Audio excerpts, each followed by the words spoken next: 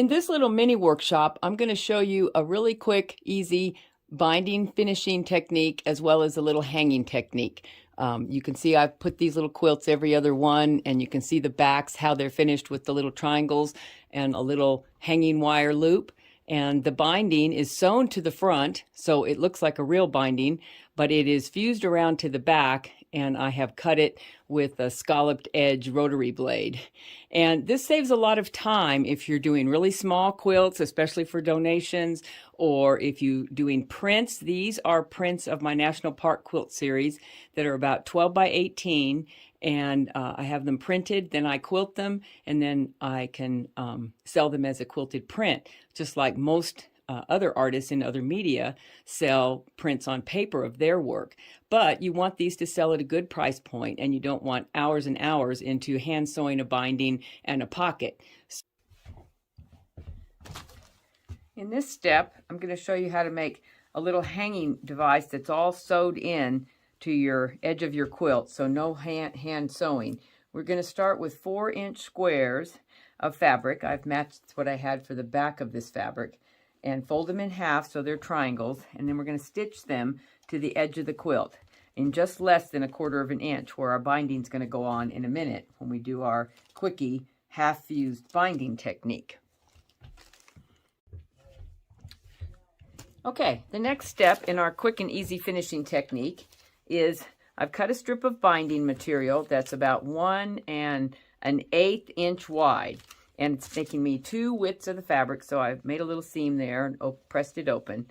Now on that wrong side, I've got some parchment paper here, and I'm going to fuse on this stitch witchery.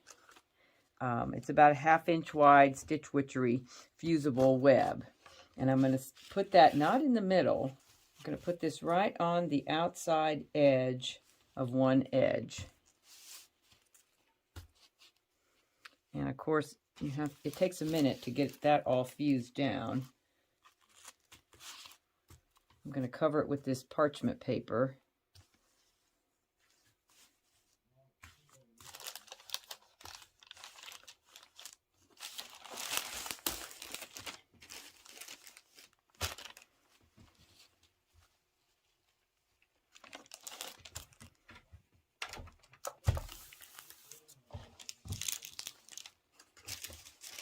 Remember, when you do fusible, you have to let it cool completely before you try to remove the parchment paper. So this will take a... Okay, now that we've put our stitch witchery on the binding strip, I've got this special pinking type blade on my Fisker rotary cutter. And you can probably buy these in other brands. This is just the one I've had. And now just right along that edge of where the fusible tape is, you're going to cut this pinked edge, and it doesn't have to be perfect. You cut it the whole way along the binding. We're going to sew this binding, sew it to the front of the quilt so it will look like a regular finished binding, but then we're going to wrap it around the back and fuse it, which will really cut down on the amount of time that you might normally be hand sewing.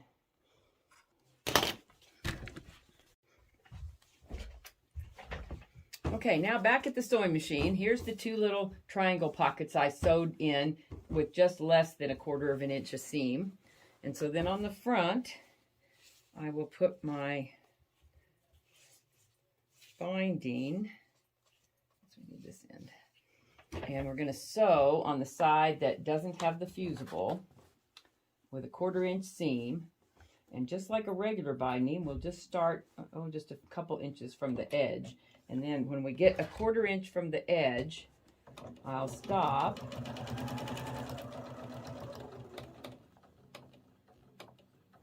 Needle down and sew it off at 90 degrees.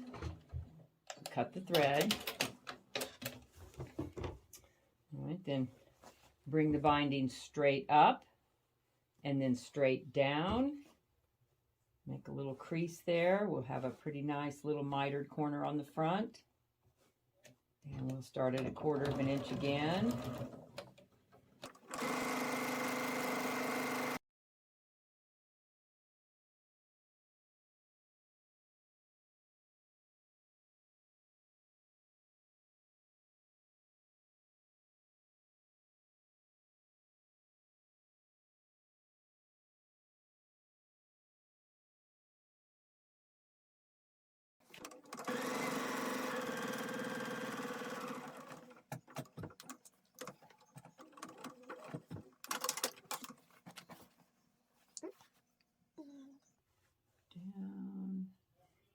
just pinch that to make sure it's perfect 45 degree on the inside flap.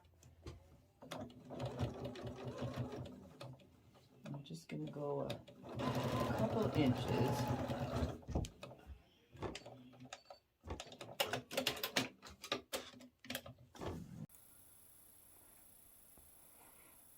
When you come to the end, you'll have 2 loose flaps, one on each side, and the extra tail. So overlap the tail, and then what you want to do is you want to cut this top one so that you have about 1/4 of an inch of overlap on both pieces. And you know, you can just eyeball this. Then you're going to take it to the sewing machine and stitch the ends together. And stretch it out, finger press the edge, and then we'll pick up where we left off, right there. It's much easier to stretch out this amount of ease than it is to deal with it being a little too big and having to ease in the excess. You'll get a little wrinkle. Okay. So now that's sewed all the way around. Now we're going to turn it around to the back and fuse it. And we'll get a nice, when you turn around the corner, you see that you will get a nice little mitered corner on the front that looks just like a regular binding. Okay, now back at the ironing board. I like to run my thumb along that seam, like a little finger pressing, to press it out.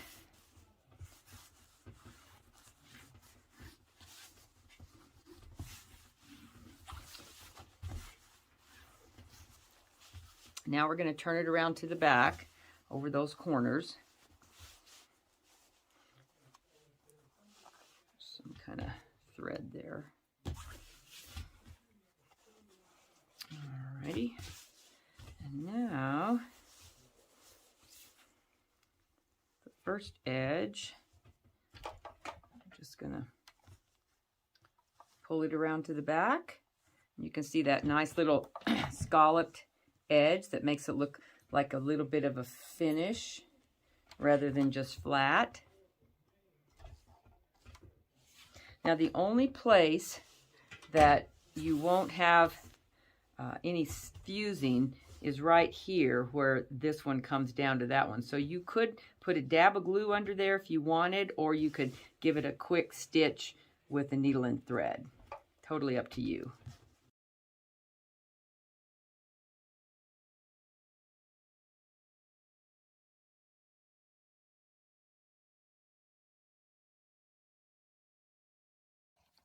Okay, we have one last finishing step. You can see on the bottom one, the little wire hanger that I've put on there. You need a little piece of picture hanging wire, and just twist a little loop into the top, and then cut your stick. This is yardstick. And so I cut these at 11 inches, and they fit just about perfect in this 12-inch quilt. I'm going to take the staple gun and put one staple right across under the loop.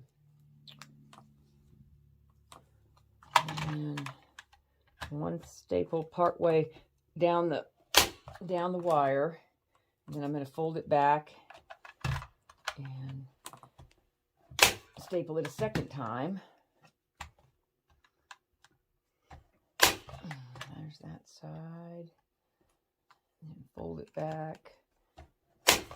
Staple it. So I've got it good and stapled, and there's the little hanging loop that can hang right onto a picture hook or a nail. And so without too much effort at all, we have these finished pieces that hang super easy.